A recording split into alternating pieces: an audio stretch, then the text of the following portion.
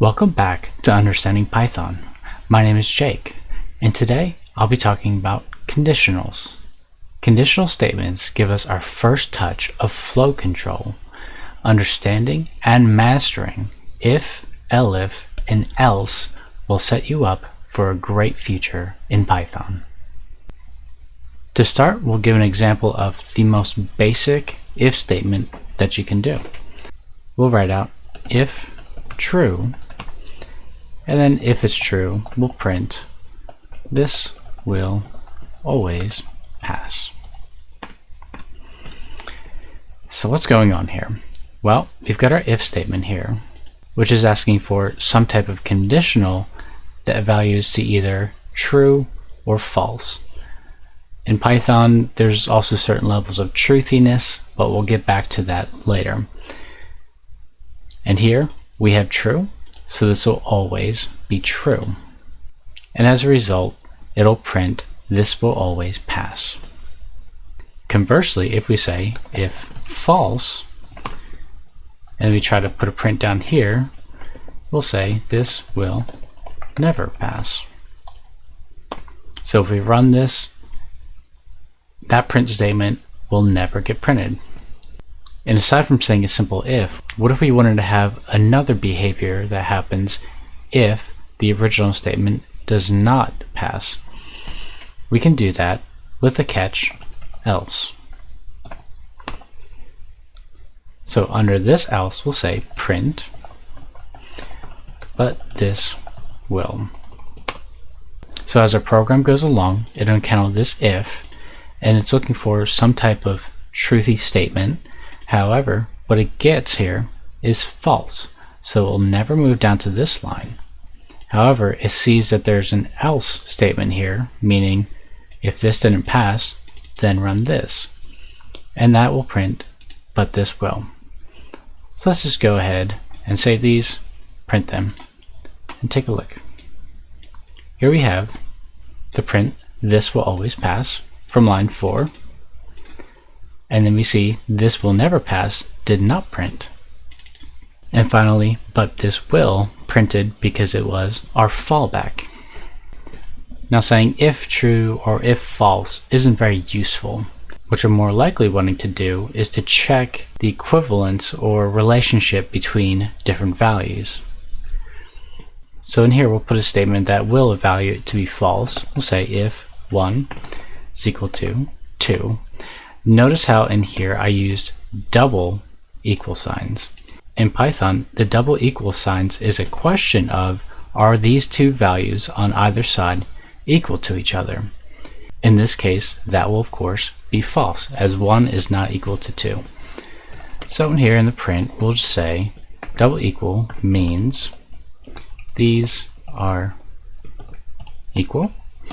Now say you wanted to do an additional check within these if statements, you can do an additional if check in the same block by using elif.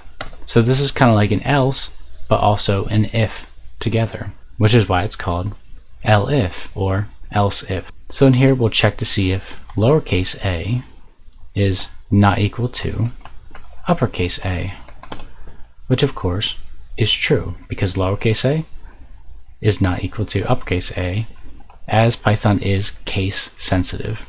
And in here I'm using the exclamation point in front of the equal to note that it is not equal. For our print down here, we'll annotate that by saying not equal means these are not equal. Again, with the question mark. Now aside from just checking to see if a value is equal to another value or has some type of other relation to another value, you can check to see if one object is the same as another object. So in here we'll say if true is 1. And to clarify what is doing, we'll say is means they are the same object. So that might be obvious to you that the true object is not the same object as 1. And you may also think that's because true is not equal to 1. Well, that's not the case in Python. We can actually check that by another elif and say elif true is equal to 1.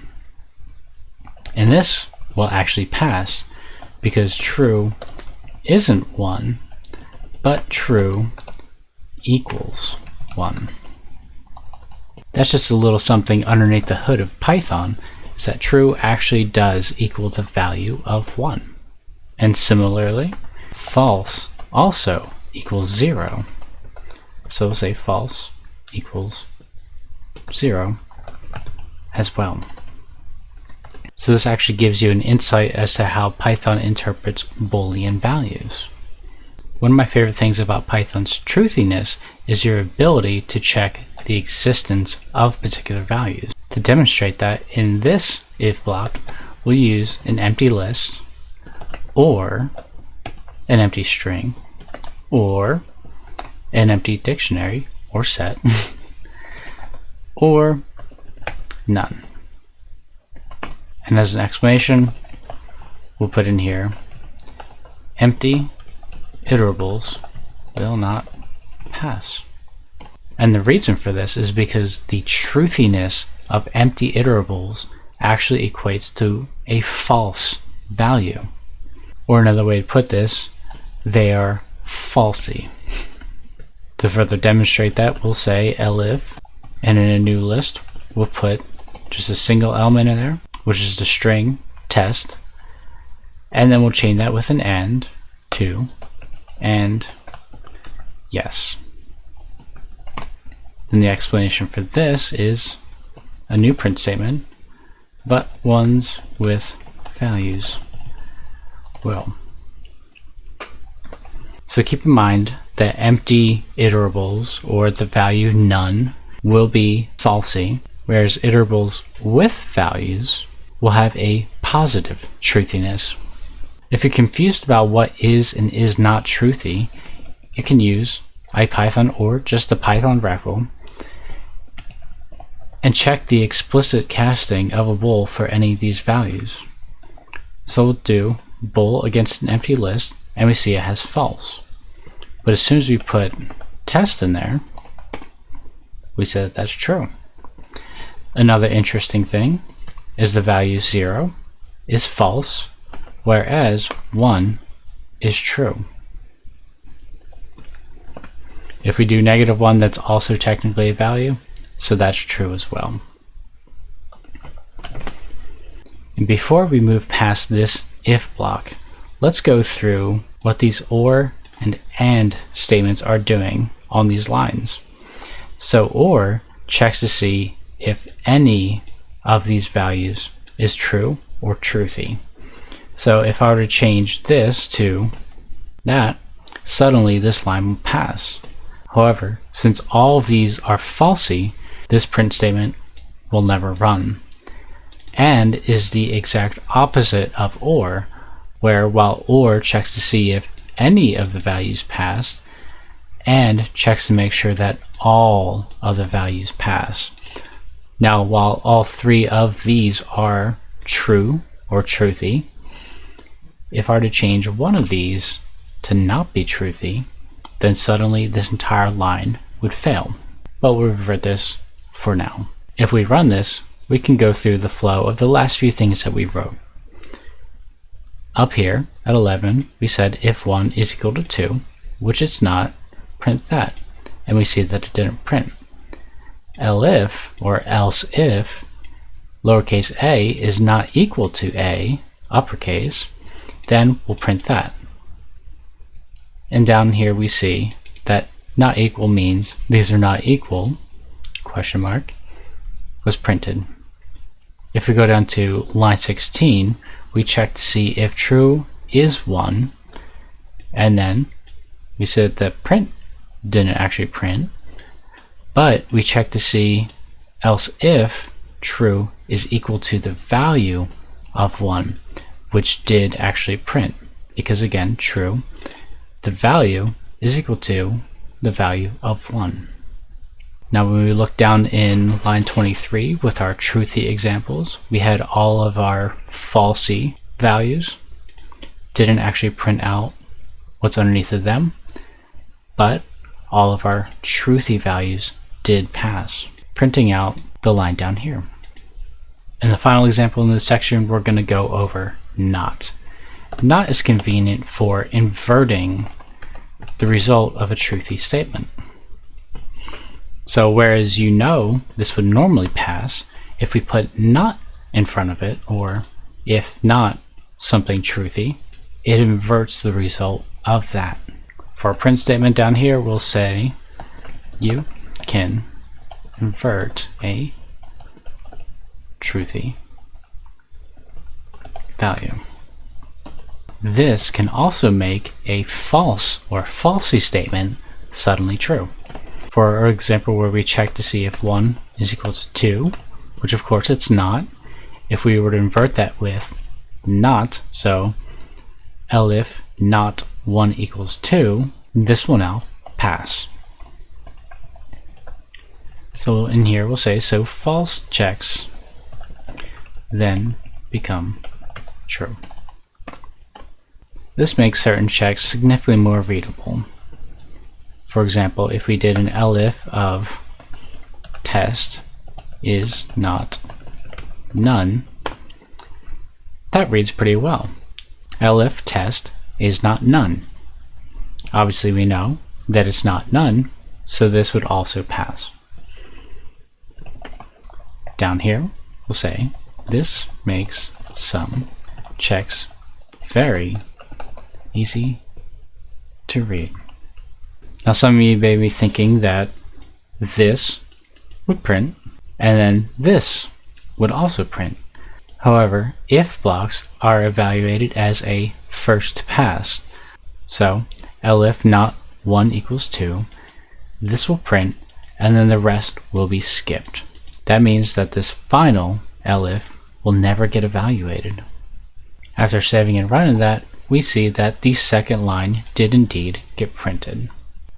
For our final set of examples, we'll make a new file and we'll save this as inline.py. That's because in this section we'll be doing inline ifs. As the title, we'll put inline ifs allow for shorter notation.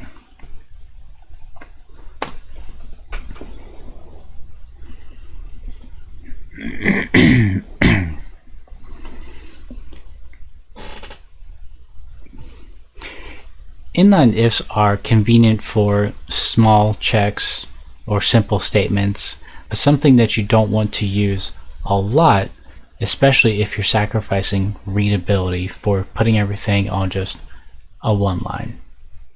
An example of an inline if is if 1 is equal to 1, we'll put a colon and then print out I'm an inline if.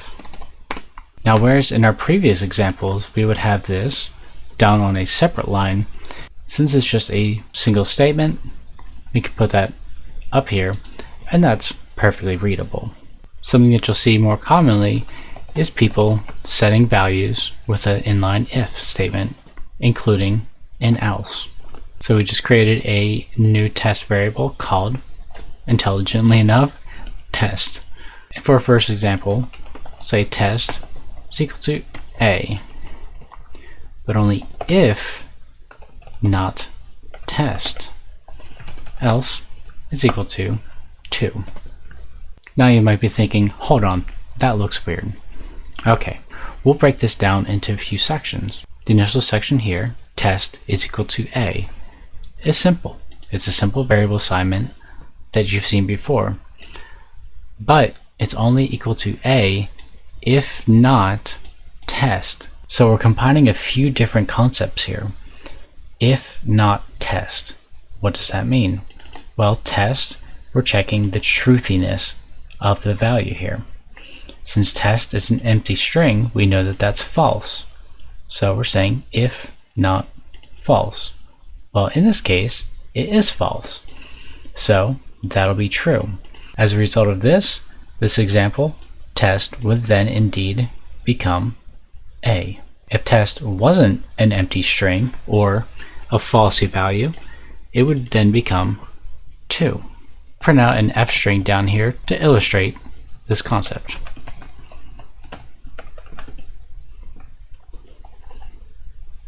Let's print this one now.